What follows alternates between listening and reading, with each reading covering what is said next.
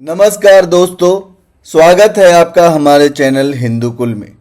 आज के वीडियो में हम सुनाएंगे आपको एक ऐसी कहानी जो महाभारत की 5 अभागी स्त्रियों से जुड़ी हुई है।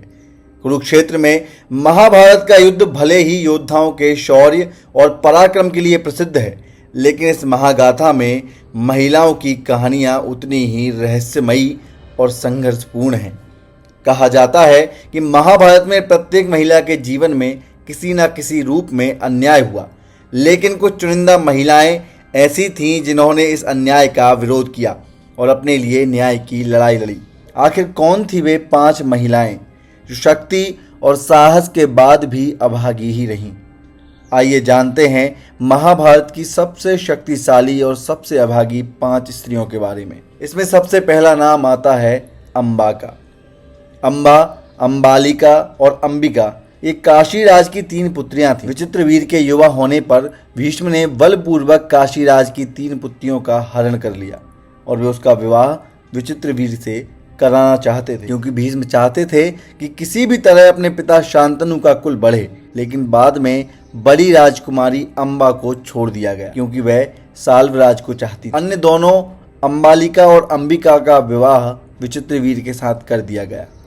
बाद में साल्वराज ने अम्बा से विवाह करने से इनकार कर दिया तो अम्बा भीष्म के पास आई, परंतु भीष्म ने भी उन्हें ठुकरा दिया। फिर अम्बा न्याय के लिए परशुराम के पास गई, परंतु परशुराम भी कुछ नहीं कर सके, क्योंकि भीष्म उनके शिष्य थे। दोनों में युद्ध भी हुआ, लेकिन आखिरी में युद्ध का कोई नतीजा नहीं निकला।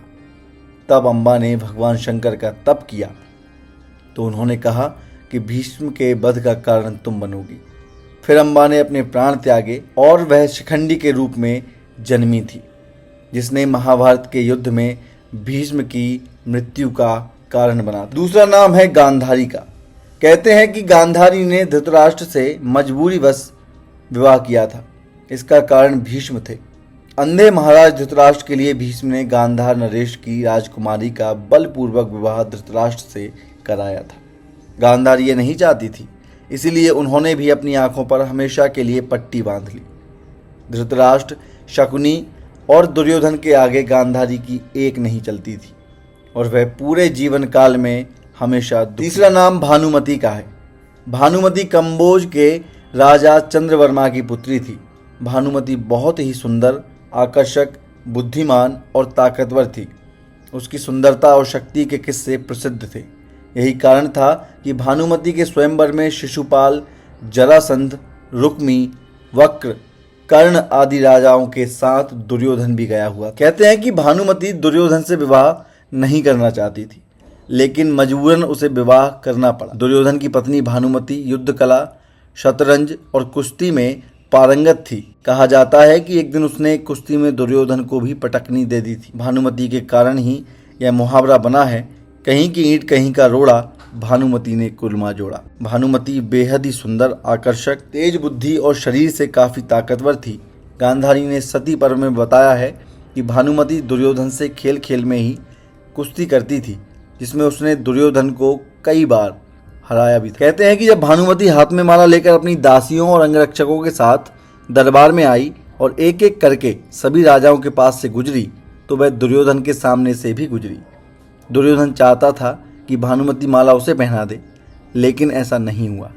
दुर्योधन के सामने से भानुमति आगे बढ़ गई, लेकिन दुर्योधन ने क्रोधित होकर तुरंत ही भानुमति के हाथ से माला झपट कर खुद ही अपने गले में डाल ली।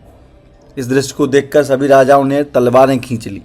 ऐसी स्थिति में दुर्योधन ने भानुमति का हाथ पकड़ा और वह उसे महल के बाहर ले जाते हुए सभी योद्धाओं से बोला, कर्ण को परास्त करके मेरे पास आना। अर्थात उसने सब योद्धाओं से कर्ण से युद्ध की चुनौती दी, जिसमें कर्ण ने सभी को परास्त कर दिया। इस तरह दुर्योधन ने भानुमति के साथ जबरन विवाह कर लिया। चौथा नाम द्रौपदी का है। कहते हैं कि द्रौपदी का जन्म यज्ञ से हुआ था, इसीलिए उसे याग्नि कहा जाता था। द्रौपदी को 5 कन्याओं में शामिल किया गया है।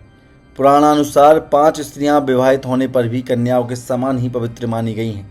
अहिल्या, द्रौपदी, कुंती, तारा और मंदोदरी। द्रौपदी ने कर्ण और दुर्योधन को अपमानित किया था, जिसके बदले में जयद्रथ और दुर्योधन ने द्रौपदी को अपमानित किया।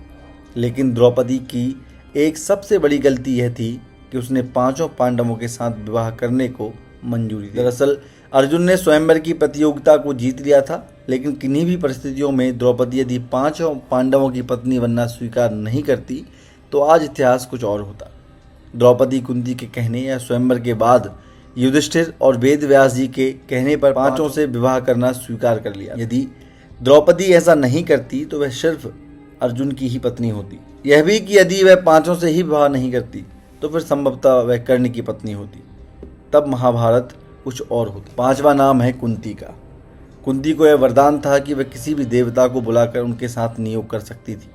इस विद्या को उसने माद्री को भी सिखा दिया था, जिसके चलते माद्री को नकुल और सहदेव नामक 2 पुत्र मिले और कुंती के पुत्र कर्ण, युधिष्ठिर, अर्जुन और भीम थे। कुंती वसुदेव की बहन और भगवान श्री कृष्ण की बुआ थी। यह शारीरिक और मानसिक रूप से बहुत शक्तिशाली थी और इनके सपोर्ट में स्वयं भगवान श्री कृष्ण थे। गांधारी के बाद कुंती थी जो सबसे शक्तिशाली महिला थी। इसके बाद भी पूरा जीवन दुर्भाग्य में उनका निकला, वो हमेशा अभागी रहीं। तो दोस्तों, यह थी महाभारत की 5 सबसे शक्तिशाली और सबसे अभागी भी महिलाओं की कहानी। आपको यह कहानी कैसी लगी कमेंट करके हमें ज़रूर बताएं। इसी तरह की अन्य जानकारी के लिए हमारे चैनल को सब्सक्राइब करें और वीडियो को लाइक व शेयर करना ना भूलें। धन्यवाद।